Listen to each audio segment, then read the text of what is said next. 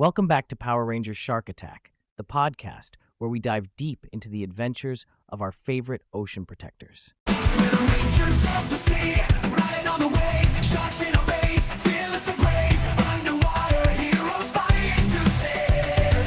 The power of the ocean, here to pave the way.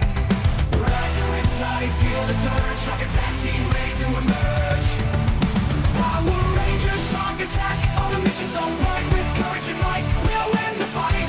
Thundering guitars, drums that excite, with the guardians of the deep, bring on the night.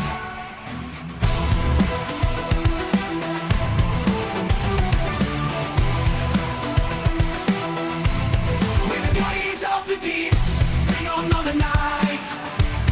With an armed wave, we'll make it work. Defenders of the sea, true to our purpose. Shark Attack Rangers, our dedication never shirks.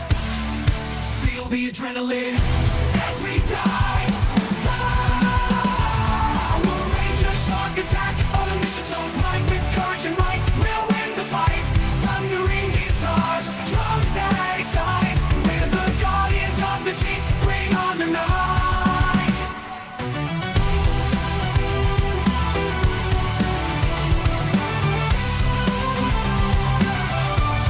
We're the guardians of the deep. In our last episode, Chip was tragically transformed into the Blood Surge Ranger by his sister Lynn, the Predator Ranger. The Rangers now face a formidable new enemy. Join us as we continue the story in episode 10, The Tide Turns. The transformation of Chip into the Blood Surge Ranger had left the team devastated. The usually bustling Megalozord command sub was now filled with an eerie silence, broken only by the occasional beep of monitoring equipment. "Chip, how could this happen?" Courtney whispered, her eyes filled with tears. Alvin's face was grim. "We need to find a way to reverse the toxin, but first, we need to protect ourselves and the ocean from the Blood Surge Ranger."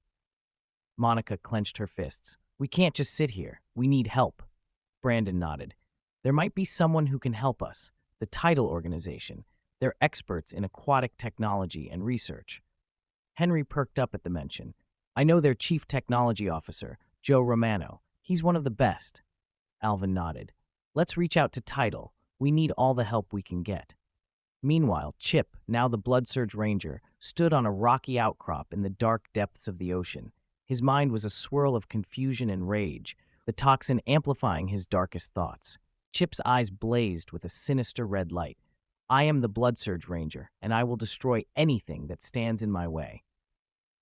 Lynn, in a brief moment of goodness, thought to herself, "I never wanted this for you. I'm so sorry." Back at the Megalozord command sub, the team received a transmission from Tidal. The holographic image of Chief Joe Romano appeared before them, his expression serious. "Brandon, Henry, it's been a long time," Joe greeted. "Joe, we need your help," Alvin said, his voice urgent. "Our teammate Chip has been turned into the Blood Surge Ranger by a toxin. We need to find a way to save him and stop the villains." Joe nodded. "I've heard about the Predator Ranger and the Pirate Gang. We've been monitoring their activities. We'll do everything we can to assist you." Dr. Bradley Jenkins, Joe's colleague, stepped into the frame. "We've been developing new Zords and technology to combat these threats. We'll join you in the fight." "Thank you, Joe. Thank you, Dr. Jenkins," Monica said, her voice filled with relief. As the Tidal team arrived at the Megalozord command sub, the Rangers gathered to meet their new allies. Joe Romano, the Crimson Tidal Ranger, and Dr. Bradley Jenkins, the Silver Tidal Ranger, stood before them, their presence bringing a renewed sense of hope. "We're here to help," Joe said, his voice steady. "Together, we can find a way to save Chip and stop the pirate gang." Just then, the alarm sounded. "Rangers, the Blood Surge Ranger has been spotted near the Coral Canyon," Henry announced. "Let's move out," Alvin commanded. "We need to stop him before he causes any more damage." "Ride the Riptide," the Rangers and Tidal team shouted, transforming into their Ranger forms. The Rangers, along with Joe and Bradley, headed out to the Coral Canyon. As they approached, they saw Chip, now the Blood Surge Ranger, wreaking havoc on the coral reefs. "Chip, stop this!" Alvin shouted. "We can help you." Chip turned, his eyes glowing with malevolence. "There's no Chip here, only the Blood Surge Ranger." The battle was fierce, with the Blood Surge Ranger displaying incredible power and speed. The Rangers struggled to keep up, their hearts heavy with the knowledge that they were fighting their friend. Joe and Bradley joined the fray, their advanced technology giving them an edge. "We need to contain him," Joe said. "Bradley, use the tidal containment field." Bradley nodded and activated a device that emitted a powerful energy field, temporarily trapping the Blood Surge Ranger. "Now!" Alvin shouted. "We need to subdue him." The Rangers launched a coordinated attack, hitting the Blood Surge Ranger with everything they had. But Chip's new powers were overwhelming, and he broke free from the containment field. "You can't stop me," Chip roared, his voice filled with rage. Henry stepped forward, his eyes pleading.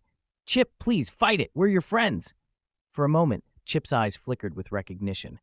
But the toxin's hold was too strong, and he lashed out, sending Henry crashing into a rock. "Henry!" Courtney screamed, rushing to his side. "I have a plan," said Henry in a shaky voice. Suddenly, Henry called upon the power of the Savage Sabers to appear before him. "What are you doing?" yelled Alvin in a concerned tone of voice. "I need to do this." "For Chip," replied Henry as he held up the sabers and summoned the Savage armor. "Henry, no, we don't know what kind of effect it will have on you," called out Monica, but it was too late. A purple light enveloped Henry as new armor formed around him while he cried out in pain. "For Chip!" exclaimed Henry, now wielding the Savage armor. Henry charged toward the Blood Surge Ranger, headbutting him with his hammerhead helmet. "I know this armor better than any of you. You could never win," said Chip in a maniacal tone. "I don't want to win. I want you back," said Henry as he fought bravely against his once trusted colleague. The battle raged on, seemingly to no end. Alvin remembered that the Savage armor could only be used for a limited amount of time before it drains the user of its life force. Alvin and Joe exchanged a grim look. "We need to retreat and come up with a new plan," Joe said. "Agreed," Alvin replied. "Rangers, fall back." Reluctantly, the Rangers and the Tidal team retreated, their hearts heavy with the knowledge that they had failed to save Chip. Back at the Megalozord command sub, the atmosphere was tense. Henry lay on a medical bed, recovering from his injuries. Courtney sat by his side, her eyes filled with worry. "We'll find a way to save him," Alvin said, his voice firm. "We won't give up." Monica nodded, her determination unwavering. "We'll get through this together." Joe and Bradley began analyzing the data from the battle, searching for any clues that might help them counteract the toxin and save Chip. As the episode ended, the team's resolve was stronger than ever, but the path ahead remained uncertain. Thanks for tuning in to this episode of Power Rangers Shark Attack. The Rangers face new threats and discover new allies, but their journey is far from over. Join us next time as they continue to protect the ocean from the forces of evil. Until then, keep riding the Riptide.